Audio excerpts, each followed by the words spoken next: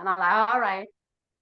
All right, you know you're being recorded too. Yes, I call you anytime. I'm so glad that I have you to talk I'm about glad. mental health anytime. No, I'm glad I have you. I And am super grateful I have for you. disclaimer, this is my big friend. My big friend. I've known you for so many years. Since if you went to school in Cameroon, things from one, that's a long, long time ago. Long time ago. And do you know that it's not easy to keep relationships this long? Let's It's start with that because mentally, it takes a lot of mental struggle to keep a relationship going. yes. I'm not kidding because it's not like you and I were in touch forever. You and I lost contact for a little bit. Mm-hmm. And the first time that we reconnected was Adeline Sede. I met her at a wedding and she gave my number to you. And then you Mm-hmm. called me and then Mm-hmm. we lost contact again. And then the second time you found me, I don't know how. I think it was when we started the Kaskumba a chat group. But you got to me and you said, if I find you again. Yeah, it's not easy to keep friendships for that long. So even dealing with friendships mentally, you have to be somewhere, maybe not even 100% at the same space with that person, but Mhm. something has to be there to reconnect you guys or to keep that Yes. connection or to keep that flow going. And sometimes it is just mutual love, just knowing that this person is there for me and Mhm. I am there for that person. Mhm. And together, how can we be there for each other? That's right. Yeah. So sometimes people fall out of friendship. It's not that the love is not there. It's because they did not know how to handle some disagreements or some differences. My best color may be white. I don't have to force it on you to like that best color or to make it your best color. Yes. I may be so comfortable being somewhere. I don't have to make sure that you're there with me at all times. That may not be Yes, your we milieu. talk about That may that, not you and be your I. milieu. That Yes. yeah, that may not be your You milieu. have to have your So friends. as much as we are together, we still have our uniqueness. And that is all what love is about. If I love you that much, I let you go free to be you. And you'd also let me go free to be me. And then we meet at that space where we are together, but we are still free. So it's difficult keeping long friendships. It's difficult, but it's easier, not just when there's understanding, but when there's acceptance of I our like that. uniqueness. When we Mm. accept, when I accept your strengths and weaknesses and you accept me, and I know that I can call you 2 a.m. anytime, especially when I know you're there for me. And not only that, I know I am there for you. Mm-hmm. Yeah. I like that. Through friendship, you have to let go of each other. And I think Mhm. I tell you all the time, I'm like, I don't like cliques. If you are my friend, I've known you for over 30 years. I don't have to be at every event where you are. People say you are my ride Mhm. or die. Yeah, you can be my ride or die, but I don't have to be there. And when you release your friendship mentally, I can be glad to see Mercy go to, you were in Bali recently. Oh, wow, she's in Bali having fun. I don't have to be there to Mhm. feel like we are friends, we're connected. So talking about As much as we don't have to be there at all times, we also have to cherish those moments that we identify alike yes, and say, absolutely. okay, let's keep that connection going. Yeah, Mhm. absolutely. Because And I I think don't have we to be where you are at all time, but I cherish every opportunity I get to be with you. to be with you and also Mhm. keep the communication line open because today with social media, you and I talk like every day, but we don't get to see each other every day.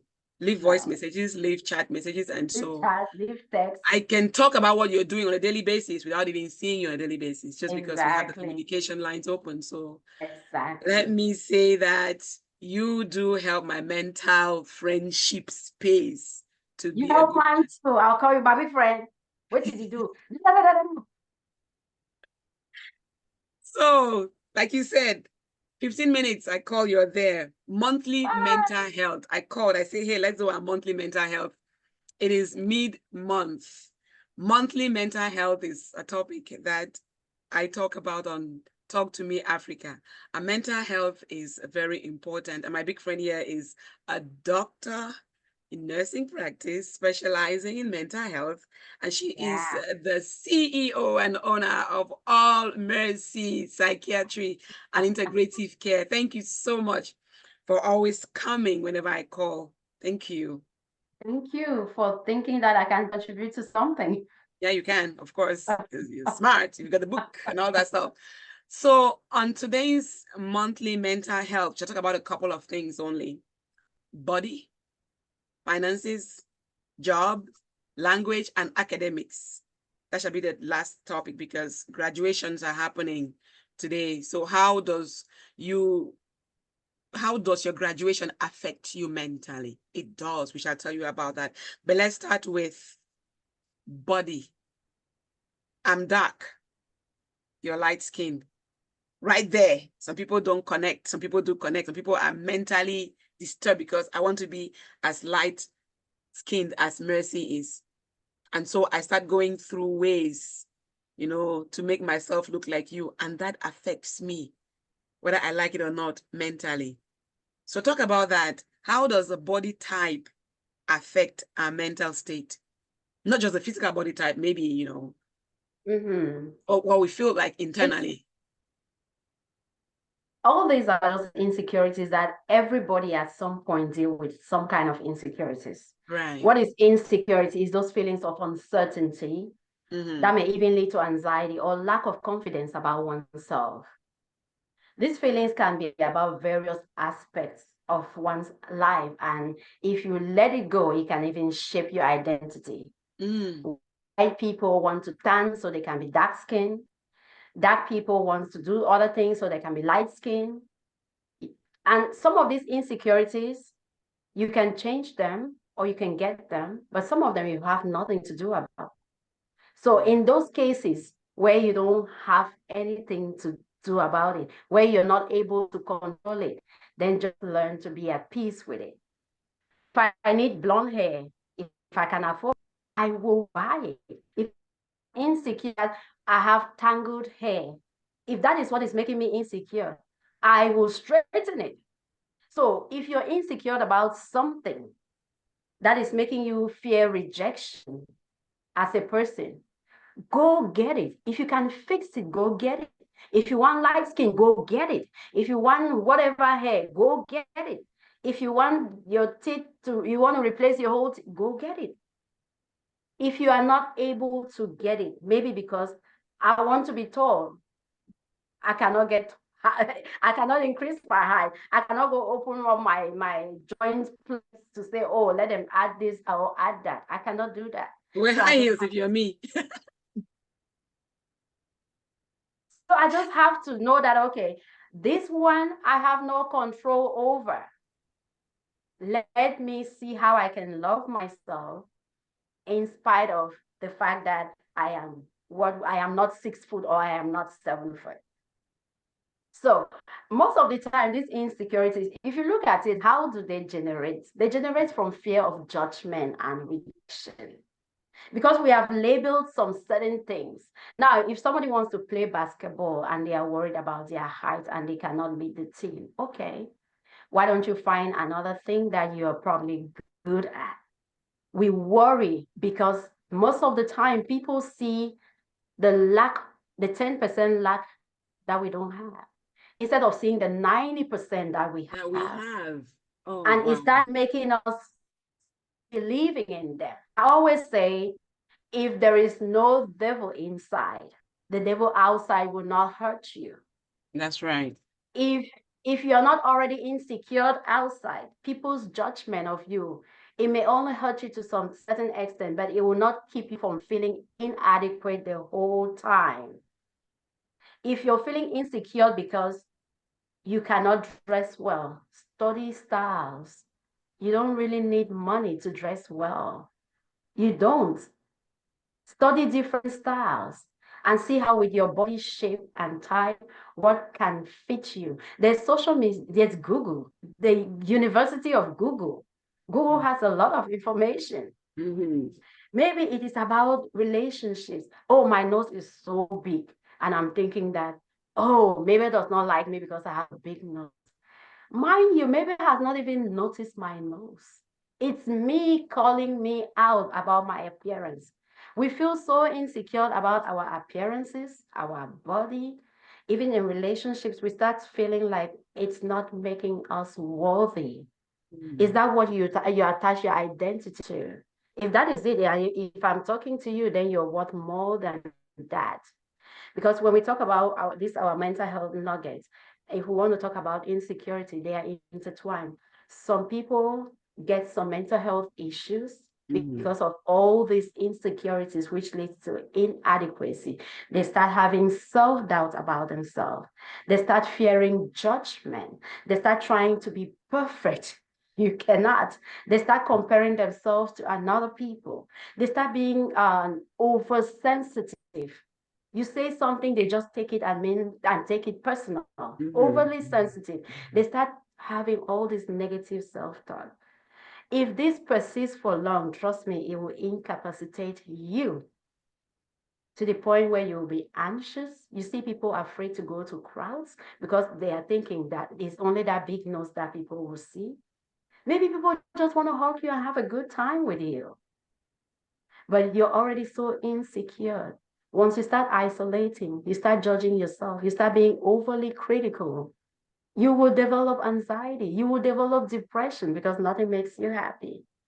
And it goes for long. That starts affecting your functionality and everything. And vice versa.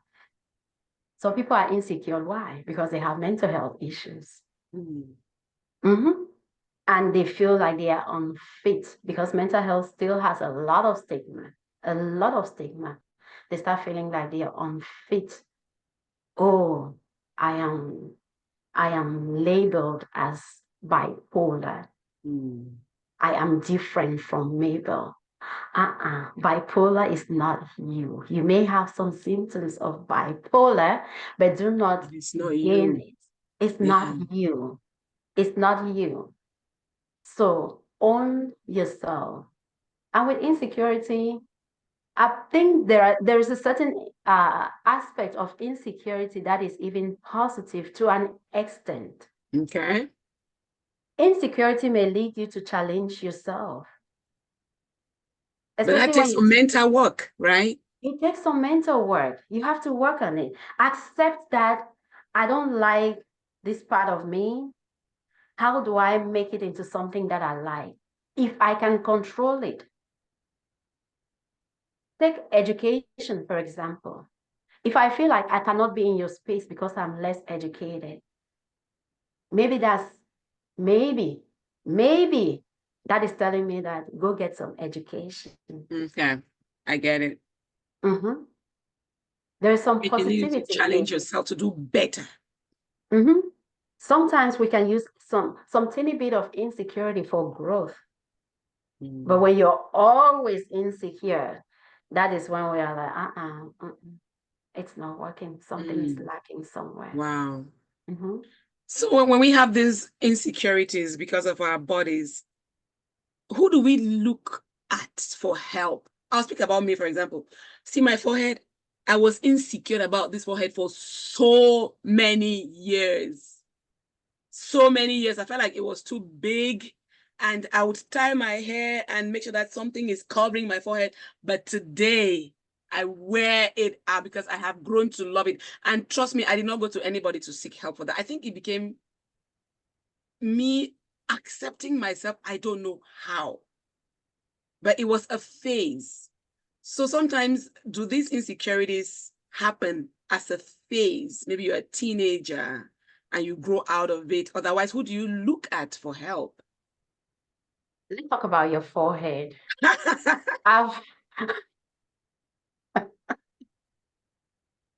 Go there, yeah, go there.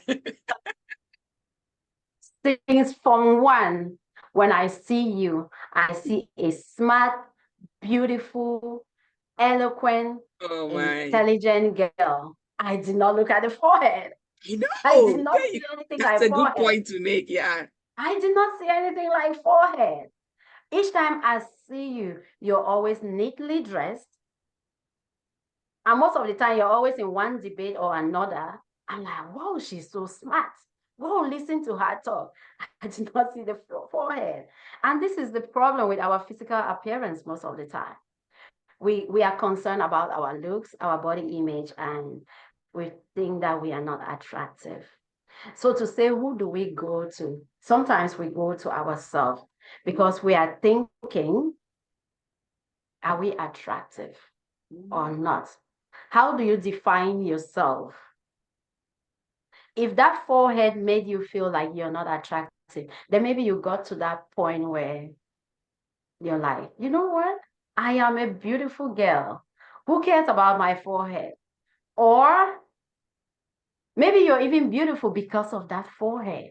It's a good point. Yeah, that is a Maybe good you're beautiful point. because of that forehead. Without that forehead, you will not be you. You will not be you. So what do we resonate ourselves with? What are we talking about? What people see? It is what we have seen in us first. Then you're thinking that, I'm sure that when somebody looked at you twice at that time, you're like, oh, it's They're my seeing my forehead they are forehead. looking Yeah. at. Meanwhile, that's not what they are looking at. Meanwhile, that's not what they are looking at all. So once we reach that point where we can own ourselves and know that I do not have it all, and we are confident with the all that we have. Yeah. Because, like I said, mine was my height. If I want to throw everything away because I am not 6 foot tall, then I'm doing a disservice to myself. That is interesting because I never thought about your height either. We walked together a lot as teenagers, but wow. Mm-hmm. I always hated So the these fact things are that internalized then. they are They're internalized. internalized. They are internalized. But does that mean we can talk to somebody? Yes. You can talk to your mom. You can talk to your close relatives. You can talk to people who can tell you the truth and make sure that you are accepted. Because sometimes it's not easy for us to just accept ourselves. Sometimes when you feel accepted, then you start journeying through self-acceptance. It's not easy for us to feel like I got it all, even though we know that we do not have it all. We focus so much on the little that we do not have than seeing the bigger picture of what we have. So physical appearance, it also come again, not just by us not feeling attractive, but because we are comparing ourselves to the celebrities, to the images. And if you ask them, I bet you they will tell you some parts of them that they are also not happy about. The good thing these days is you don't have it, you can buy it, you can fix it, you can. So what you're saying as a mental health practitioner is that if I don't like certain looks on my body and it's fixable, it's okay to go do that corrective surgery. And so it will help your mental health. Yes, because remember when most of the time when a child is growing, how do they grow to the point that they start not liking certain things? It's because either we engrave comparison in them, or they went outside. Maybe it's not in a home milieu. Maybe they went outside and somebody said something. Then they start comparing themselves. Then they start judging. Each time there is something critical or a judgmental view, it makes one side weigh heavier than the others. It weighs, yeah, they go outside and they come back home feeling less of a person. Even when their mother say, oh, you're beautiful, they're like, you're my mom, I don't expect you to tell me something else. But outside, they are getting that judgment. But the thing is, let us look at ourselves. If I change this thing in me, some of them is fixable, but they come with consequences. Yeah. Do I know what are the consequences? Is it worth it? Sometimes it's just financial consequences. Sometimes it's health consequences. Is it worth it? Can I afford it? Is this what will make me happy? Take a shot at happiness. Yeah. Let us, when we stop judging people, we'll see insecurities die a lot. When we stop judging, I love that. insecurities will die a lot. You stop judging, insecurities die. Mm-hmm. You just mentioned financial consequences. Let's get into finances and how do finances affect our mental health? I think that if I want to get the hair that you have and I cannot afford it, I start worrying, about where to get the money to be able to have the hair that you have. Meanwhile, I have this one that looks different from yours. So how does finances affect our mental health and financial insecurities? The one thing that I saw this week with finances and mental health is being able, because you're an average person, you're not able to afford health care and you need help. But because you make $1 above the average mark, you don't get to get the health care that you deserve. That makes you depressed, that makes you very anxious, especially if it's something really going on bad that you need to. So one of my patients had this week. Now, do I take the little extra, which I should pay my rent, to go do this experiment, to go do this procedure? Or do I just not care about the health insurance? Okay, when I don't care about it, what if it gets worse? What if it doesn't resolve? So immediately, that patient is anxious. I cannot afford this. What do I do? Some people don't have that financial issues. Now, some other financial issues that we have is that we put ourselves in those predicaments ourselves. Maybe I have a nice, beautiful car. I want it. We talk about I want it to start making us really believe that we need it. There's a difference between wants and need. I like that. You talk about a want so much that you believe that it's a need. Yeah, because you've repeated it to yourself so many times. Each time you enter your own car, you're just frustrated. You start cursing yourself. You start doing this. Everybody is struggling. Then maybe you can go through other means of getting what that person has or getting what you want, and you did not need it. You never needed it. It was just a societal want that you wanted to fit into something. And people forget that. Who cares? When I see you, my big friend, I see you. I don't see any other attachments. I see you. I'm not seeing your house. I'm not seeing your cars. Those are, if you can afford it and you don't have to stress and struggle, fine. Those are material pleasures. Those are other things that we want. If you're doing it for you, it's wonderful. If you're doing it because you're trying to project an image, then you will be so disappointed, extremely disappointed. Because we left a party last night. If you ask me what shoe you were wearing for that party, I cannot tell you. But I'll be able to tell you how you made me feel, what we talked about, how we hugged, what we ate, and how, I can tell you our interaction. I may not tell you that, oh, you had this purse, you had this, like, oh, okay. And even if I see it, I appreciate it. Oh, it's nice. I like it. Do I want it? I may want it. I may not want it. Like you and I about hair. You say, I like your hair. You want it? I go, no, I don't want it.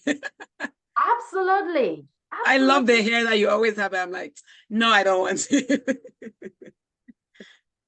So we have to draw those boundaries, because sometimes we dig our own holes and we fall into them. We have to draw those boundaries. We really have to draw those boundaries, especially with finances. It's inflation. The economy is going up. Do we want to use the hard-earned money in comparison?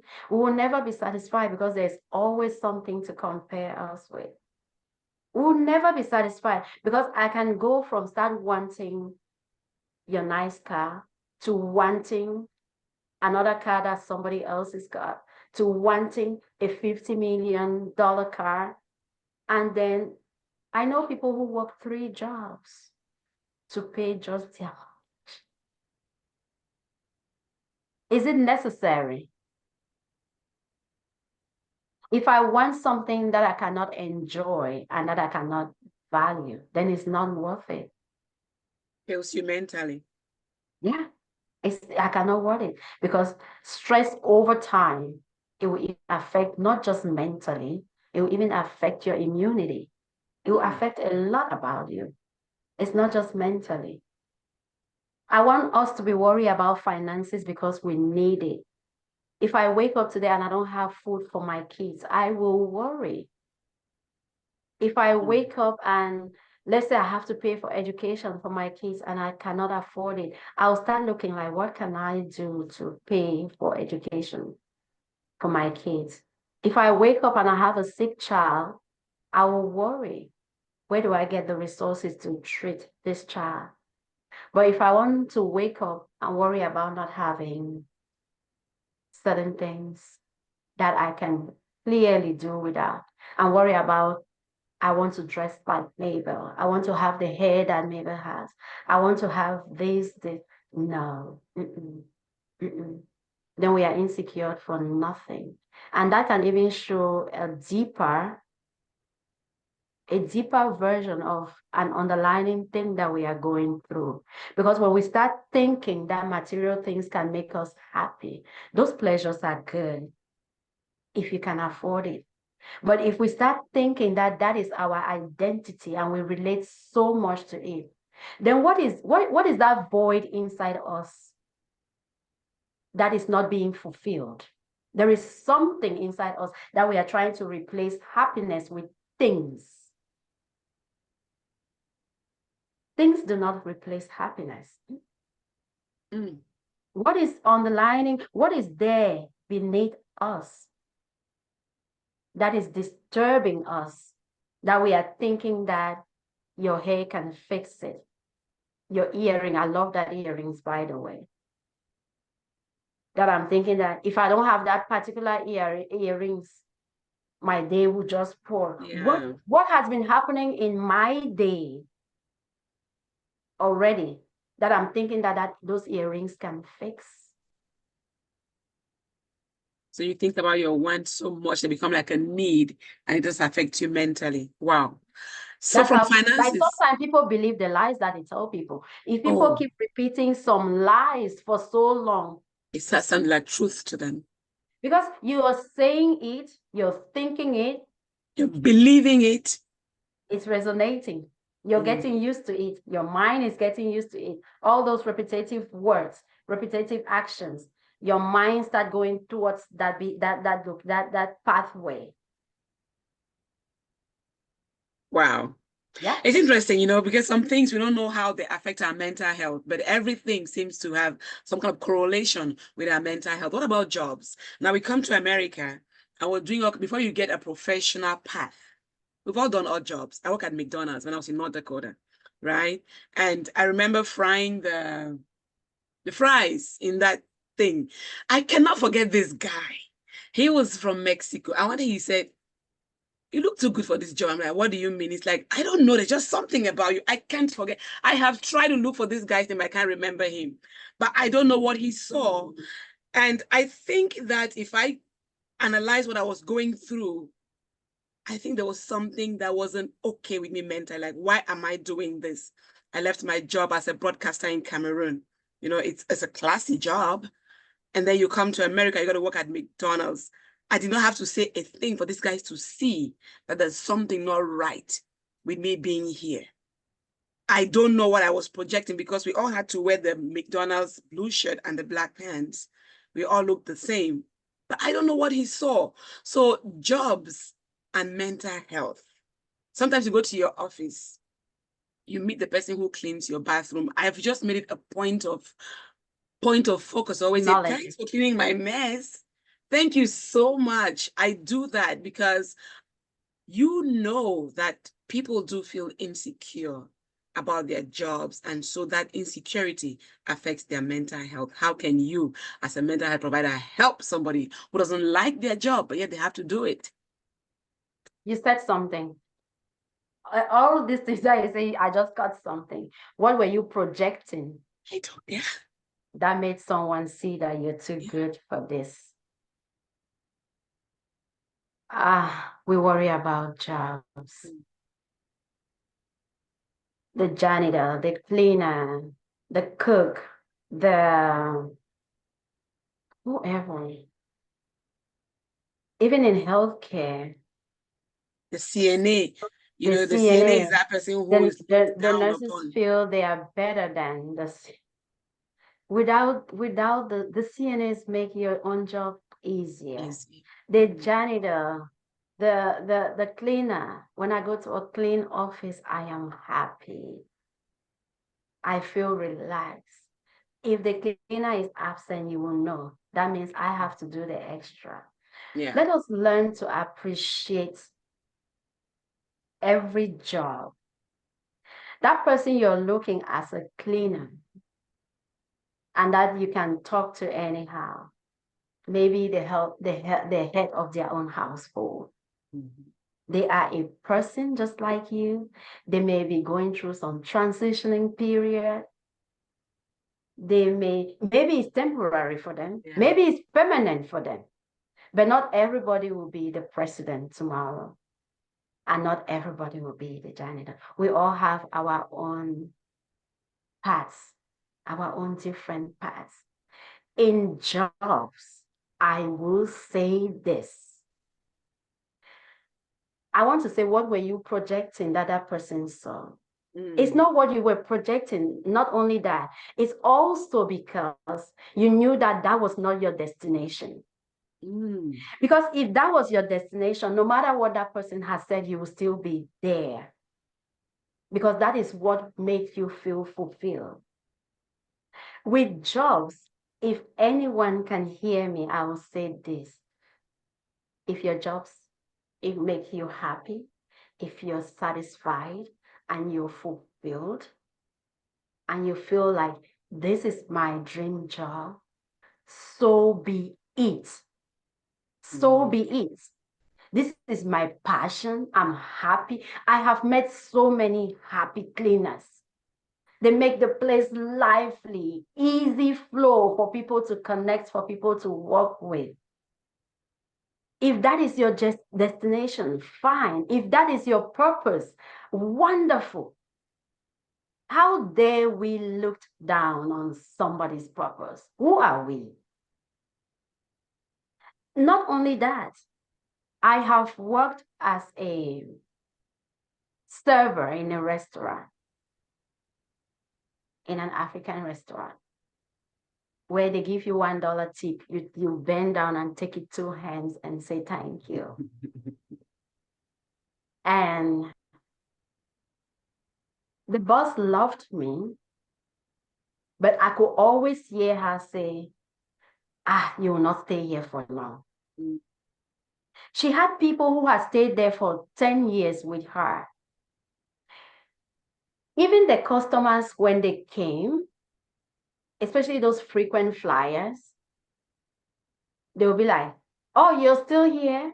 Or, oh, she's not going to be here for long. You cannot count on that one. She's not going to be here for long.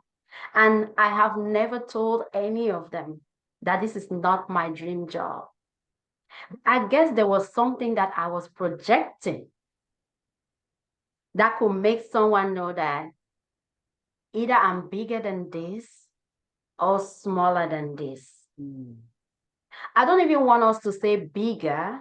I want us to use the term, oh, this is not her passion. She doesn't fit in. Yeah. Because if they put me in your role, I may not be able to. I may not be able to. I may not be fulfilled at that job. I have had some roles that I thought they would make me happy. They instead make me so depressed because I was not ready at that time for that kind of challenge. So is it me at this time? So maybe because you knew that you're just passing by. You know that this is temporary. This is a phase that you have to go through. People can see it. People can see it. Sometimes we project an image of ourselves that people easily pick us out somewhere. I bet you, my big friend, I can go somewhere and I'll be looking. I'll be like, oh my gosh, she's so depressed. And I'll be like, oh my God, why is she so anxious? And somebody will pinch me, depending who I'm with, be like, you mental health people like diagnosing people. There are certain things that we can. Because you see from the projection. But I didn't know that. Yeah. You can see some happy people, they'll be engaged in the crowd, making everybody laughing. And I'll be like, oh, wow, what is she suffering from? Even though they're making people laugh. So the and they job are so you do, buoyant and happy. And yeah. there is something. When I left that place that I was working and I worked somewhere else, and one day they saw me, the boss saw me somewhere else. She said, oh, I always knew. She said, and you can even be better than what you're doing now. I have met some of the customers somewhere else. One customer's parent was one of my patients when I was in the hospital. And he came, there was a problem, and the nurse said, okay, let me go call my boss, let me go call my manager. And I was called. The man could not even tell me what the problem was. He just kept looking like, I know you somewhere. Of course, I knew him. I said, oh, you think so? What made it? Even when the problem was fixed, he called again for me because he had remembered where he met me. He said, I know you. I just started laughing. He said, I always knew you were bigger than that place. What are we projecting? What are we projecting? That means that where you are, if you're not comfortable, move forward. Some things are temporary. Let us not make them permanently and just stay there disgruntled and depressed and not happy. When you're happy doing something, and if that is your purpose, it will project as well. It will project. It will project. But I say, let us always have respect for people's standards. It may not be giving them the finances that we think that they must have, but let us always have respect for people's passion. Let us always have respect for people's choices. If we can help them, if we see that it's the same, like a teacher can give some students extra attention and not the other, because they have seen that if I give you 5 homework a day, you're up to the task. In Copia. Some people cannot even do 1 homework a day. So where are we comfortable? What is our niche? What is our passion? Let us learn not to look at some jobs better than others. Yeah. Even where I am right now, somebody will be like, oh, what is my job? My job is to serve. And I am gladly serving. Yes. Nobody, when I tell you nobody can pay me enough for the servant that I am, I mean it. I do it with all my heart. I do it with a lot of passion. I do it anytime I can, so long as it is not affecting other areas of my life. Yes. Service. If we look at service, then we would love what we do and we will project that love in serving. Oh, you made me remember Wayne Dyer. Always say, how can I serve? No matter what your position is, you could be the president or the janitor. How can I serve you? Yeah. Yeah. How can I serve? I am in a mission to serve. And it is just when we cultivate that. I'll give you an example. One time in the hospital, there was a spill on the floor. My big friend, it was just a water spill. And there was a rag, there was a this. It doesn't cost me anything to clean it. Mm-hmm. Others are like, we'll call a cleaner. Let's pay. Let's do this. Honey, Wow. do you have a cleaner in your house every day? Exactly not. Yeah. Mm-hmm. Why do you think you cannot do that? Why do you think if you do that, you will become somebody else? Let Yeah. us just promote a culture of Of acceptance. Let servitude. us, yeah, let us promote that. Then we can judge less and we can make people feel less insecure. Yeah. Oh, wow. Jobs and mental health. Who knew? Who knew that I was projecting something? I had no idea. And from there, let's talk about language. Um, Most of us grow up in Africa. Those of us who grew up in Africa, you have multiple languages in your homes. And I'll speak for Cameroon. I grew up with Pidgin being the main language in my homes, even though we had cultural languages. Now, kids who grow up speaking more Pidgin go to school, they really cannot express themselves in English. And so when you say something in class, they laugh at you.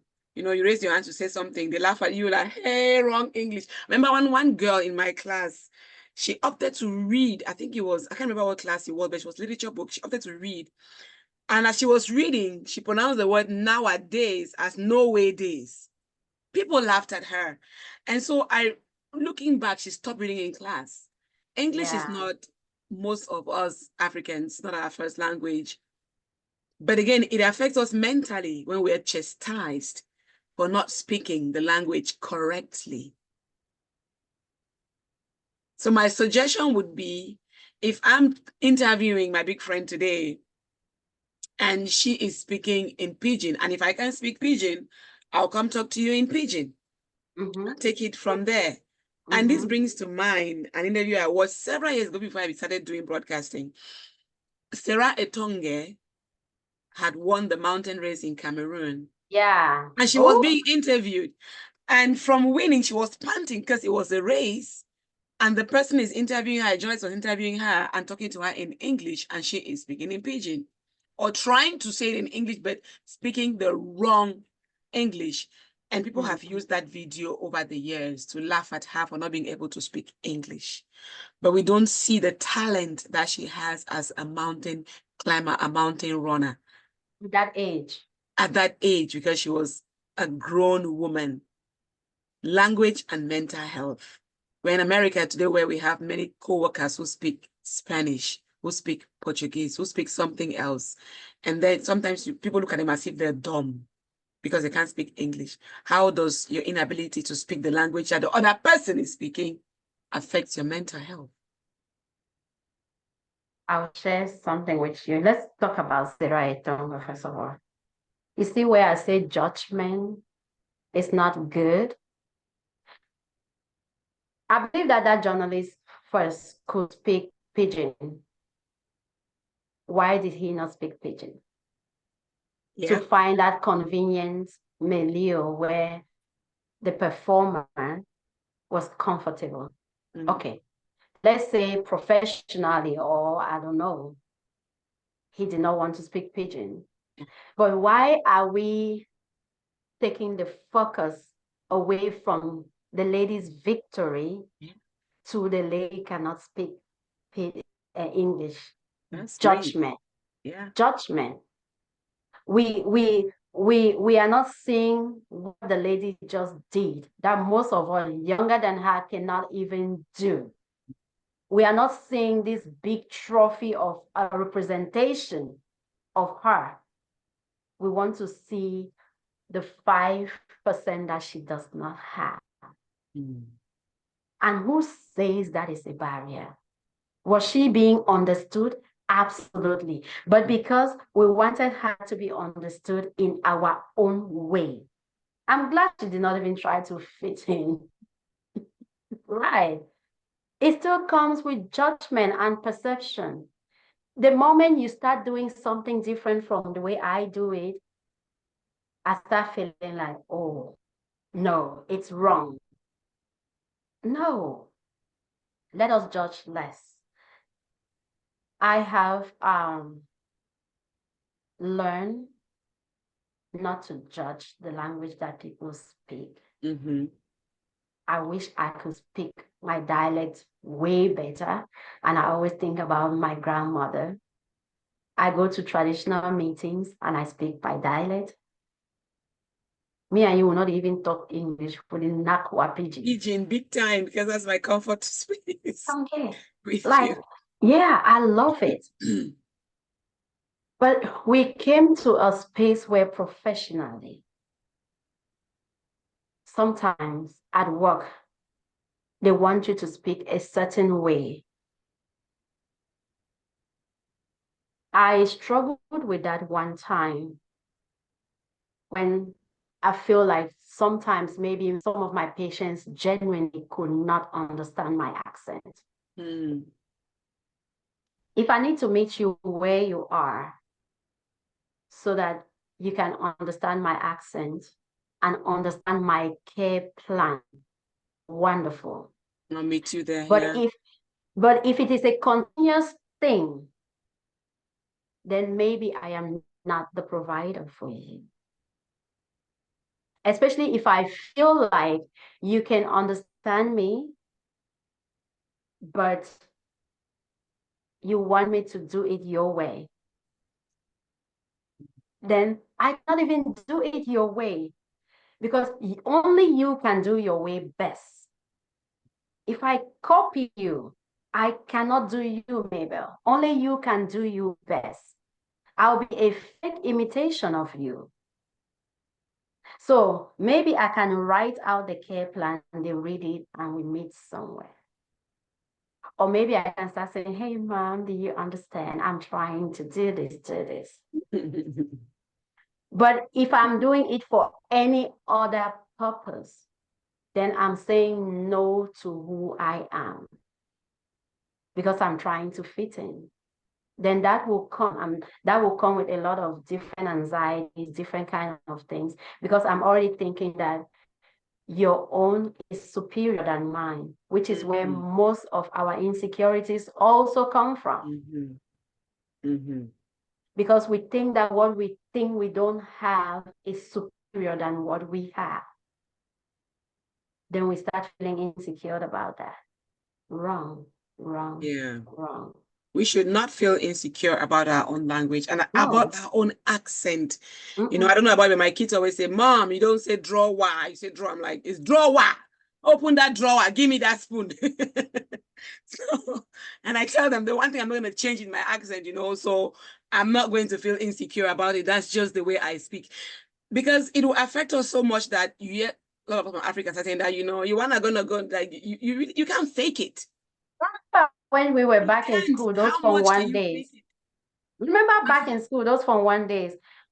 I bet you there were moments that we used to feel like those who don't speak pidgin or those households that don't speak pidgin were better than our own. Oh, yes. I met a girl like that. We used to live in the station together. I said, remember me? She couldn't. I say, okay, you guys had cars.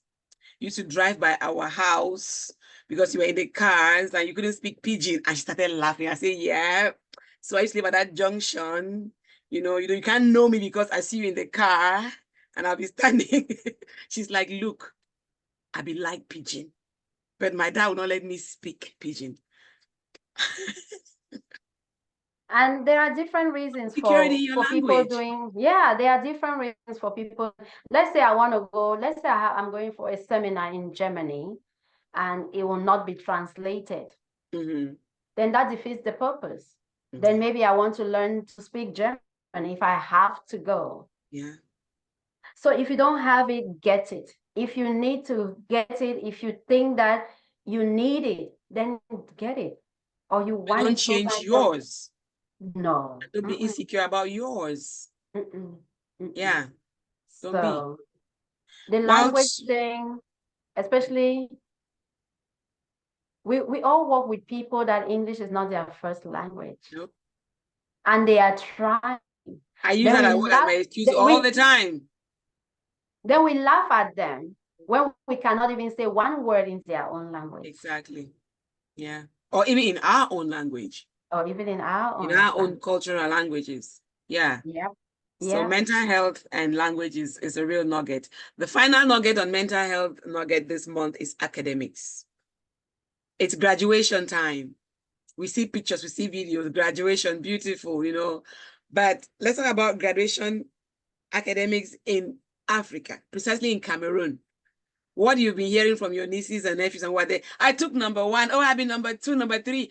Why do we classify people, students, children, and make them feel like the person who is the first in the class is the most intelligent? And so you mentally affect the person who is number 65 out of 66 in a class. They feel like they have no future. There's no tomorrow. So talk about academics and mental health. It is a nugget. It is a nugget. It is a nugget. And if you go to many households, you will hear them say, why you not take number one like your brother? That one get two head. Wait, number one, if you get two heads. If your Not at friend the same ask school, you that, not in the same school fee I pay. Why you not the take same number teacher not one? teach you not to. There's a different way to handle that. Yeah. Let me see what you feel. Let me see the struggle. Once you start comparing, you're not helping that child to grow. You're already telling that child, I love your brother more than you. Yeah. It should not be a comparison issue. And I like the American system for not, well, they have A, B, C, and whatever. But And I like sometimes them best for project not, and all that.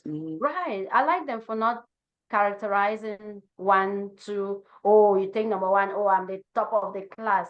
Then you start feeling like you're better than the others because you took number one. As if that's not enough. Other people start looking at you like number one means success in life. Think about so many number ones that we know. Yeah, I think I just shared this with you offline. Like when Gigi and I went to buy something at a store, and the guy who was selling older, you know, haggard, not to insult him, just to describe him, he wasn't looking kempt at all. And so he says, oh, you guys have the state exam coming up. Okay, you're getting snacks for that year. People have been here getting snacks.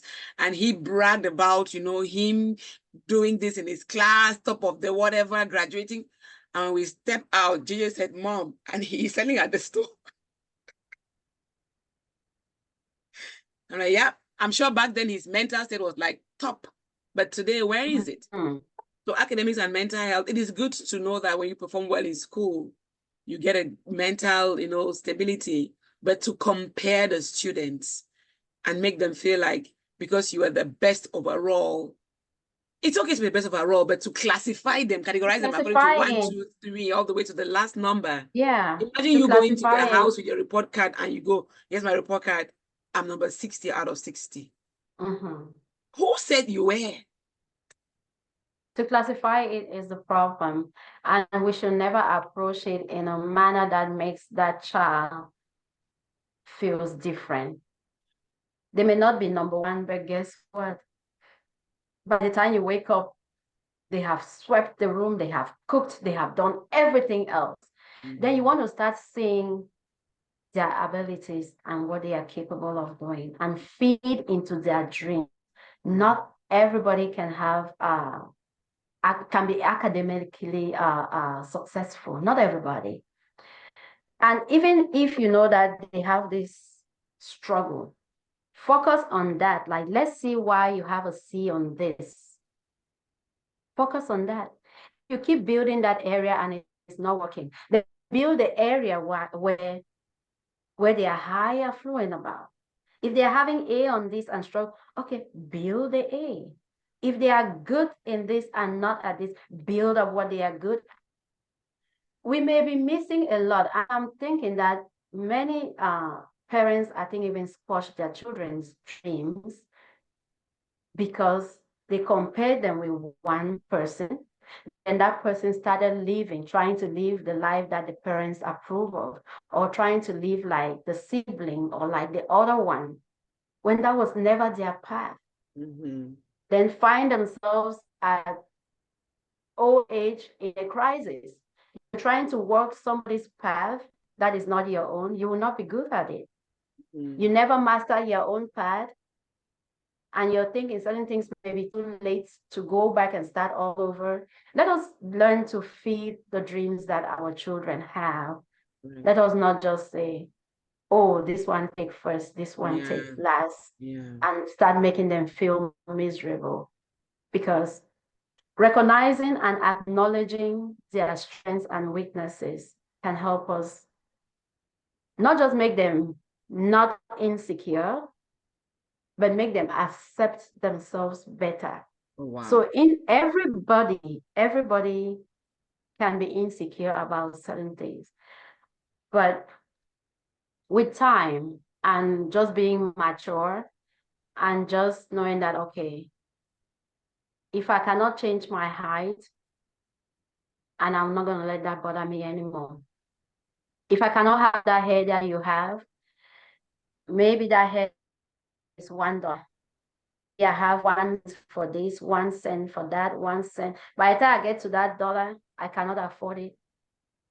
Let me do well with the 1 cent hair that I have. Do I need it?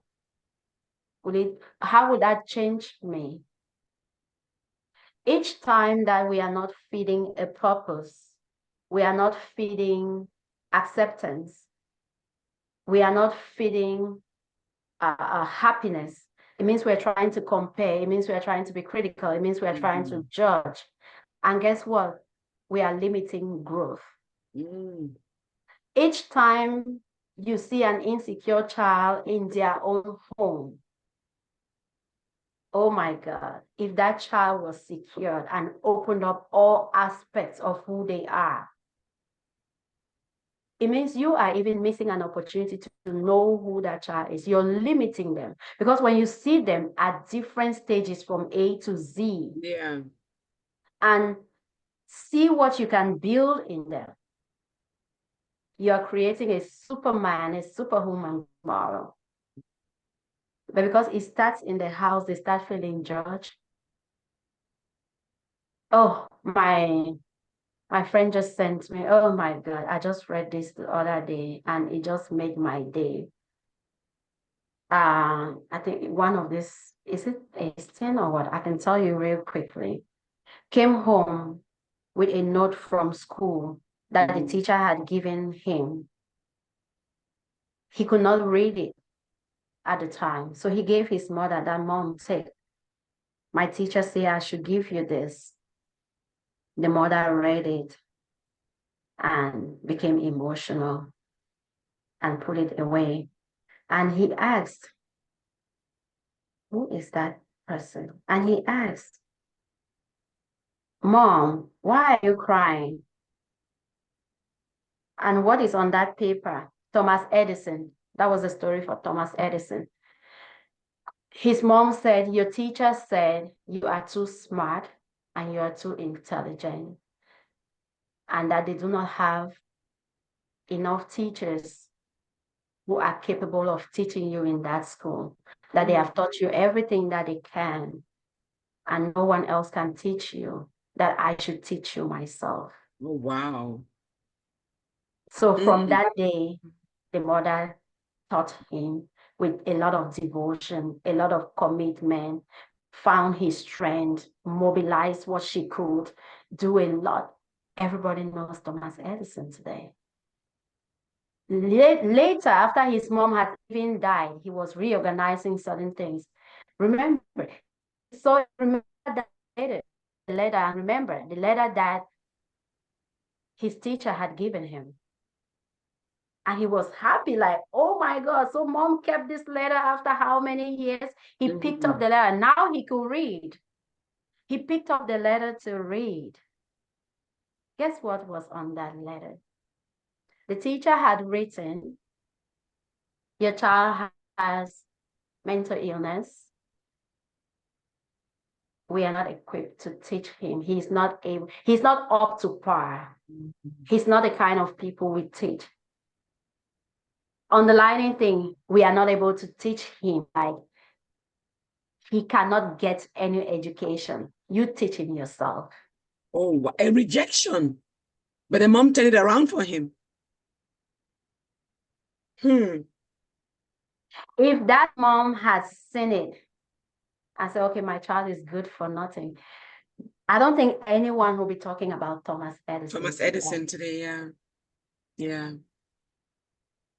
If we can That's all do that, if that mom had seen it and start feeling like, oh my God, I have a disabled child, or I have a child who cannot learn, that is how she will grow that child. That's how she will groom that child. If that mom has seen it as, my son has been rejected, and if she had rejected that child will grow up feeling so insecure, feeling rejected. And I always say, people may reject you, but please do not reject yourself. That child would have rejected himself and will not be the great person. But that mom turned it around, gave him some dreams that the teacher said, you're very smart, you're intelligent. They have taught you all they can, they are not able to teach you. Now let me take over my child. The mom became committed, found different resources, realized that he's good at this, he's good at that, he's good at this. That was touching for me. It was, just listening to you say it. Reminds me, a couple of years ago, my daughter, who was 6 at the time, she said she wanted to be an engineer. And she wrote it down on a paper and brought it home. And I go, oh, this is great. You want to be an engineer. Okay. But this is not how you spell engineer. I broke her morale down. She's like, so I cannot be because I can't spell it. I go, no. So looking back, I was to myself, I should not have corrected her. I should not have corrected her. She kept saying, I cannot even spell engineer. How can I be an engineer? So Maybe I correct her without using the words. This is not how. Without using the birds. So, oh yes, you will be an engineer. I'm glad you're not. I know her, so I know she's already in a very big space. She knows that she can do what she wants to do. And that was just a moment. And we have all made those mistakes. We have all made one or two certain things that we break their morale, then try to build it back up. Let us not correct with using birds. Let us correct with using, yes, Mama, you'll be an engineer. Mama, come and see this. And let me show you how to spell it right. She'll be like, oh, did I make a mistake? Yeah. But when we say birds, we have erased all the good things that we said before. We have erased it. So we can correct without using birds. We can correct even with affirmations. And you're doing that for them every day. I learned from you to do that to my own kids, even with affirmations. So the moment that someone feels judged, someone feels like they are being compared with another person, it is not easy living with ourselves already, to be embracing and entertaining every other negativity out there. And because we have labeled one as fine and the others as not fine. I think we have passed that place where we jubilate over this, and we have passed that place where we're like, oh, this person should have done it this way. No. Maybe if you look deep into why they are doing it that way, you will learn something from it. And let people don't think that they have challenges and we are just rubbing like, oh no, you can't do this. Become self-aware, recognize and acknowledge your insecurities, because sometimes they are just limitations that when we work on them, they become challenges, and we can use those challenges as opportunities for growth. Some people can seek professional help through therapy, through cognitive behavior therapy, where we try to change your mindset and your behavior to mimic what you want to become, because there's that underlying issue that we are trying to prove. Through positive affirmations, we can counteract those negative self-talk. I'm short. Oh, I cannot play basketball. Maybe I'm short. I can do wrestling. Yeah. Maybe I'm short. Okay, maybe I don't have to be physical. Maybe I can just talk. Maybe I can be a mental health provider and I can do it well. Let's counteract. Let's counteract those negative self-talk with positive affirmation. Practice mindfulness. When you practice mindfulness, you stay in the present. My big friend, you meditate a lot. Wonderful, wonderful. Meditate, mindfulness, stay in the present. so that you can look forward to tomorrow. When you keep looking only backwards, there are many things that we have all done that we are not proud of. If you're looking backward, don't look backwards so much, because you'll be sad. Yeah. Because you have regrets, some regrets that you cannot even change what happened. Stay in the present. Pick the little mistakes that you did backward, move them forward, fix them, build resilience by developing coping skills. How do I want to tackle this insecurity that I have? How do I want to tackle this, my big nose? Well, I don't want to go do plastic surgery, or I want to go do it. It will cost this. Can I afford it? If I go use credit cards and things and pay, then I start struggling. I start getting anxiety, trying to pay back. Is it worth it?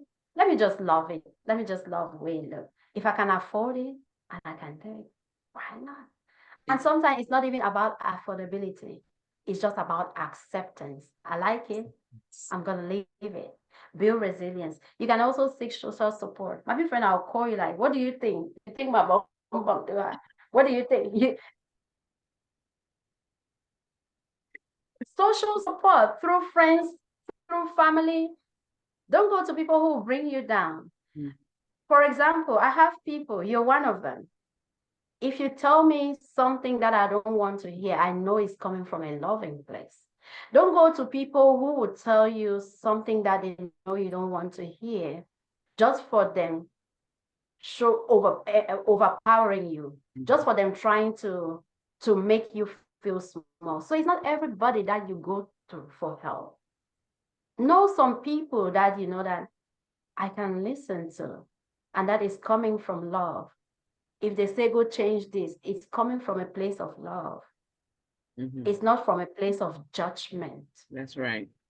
Because each time we are judging, we are not promoting growth. Yeah.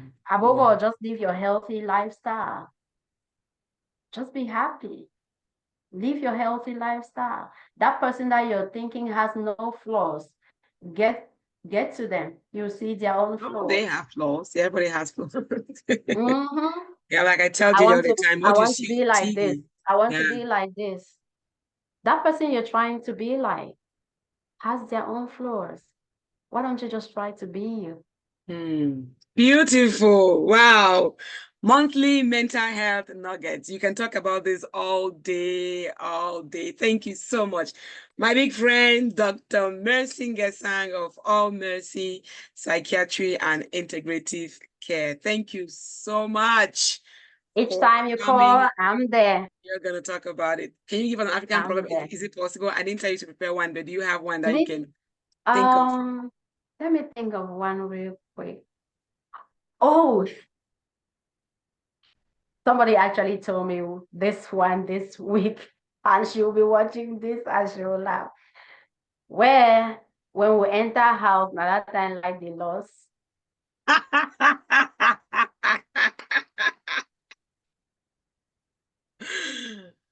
Okay, when we enter house, that time like the loss. What's the perspective? Try to explain. You know how sometimes you can say that when you go somewhere, everybody can pluck from the mango tree, but when it is your turn, you don't see ripe mango. The ripe mangoes, yeah. Yeah. You can go somewhere. They may be doing giveaways. When it is your turn, it's done. It's finished. So opportunities always escape you. Yeah, that's what I wanted to say. If you want to throw a bigger picture on this, you can be like, I am not lucky. Yeah. You forget that. Just realizing that maybe this may not be given to me. Maybe I can go get it myself. It's something that God is trying. Yeah.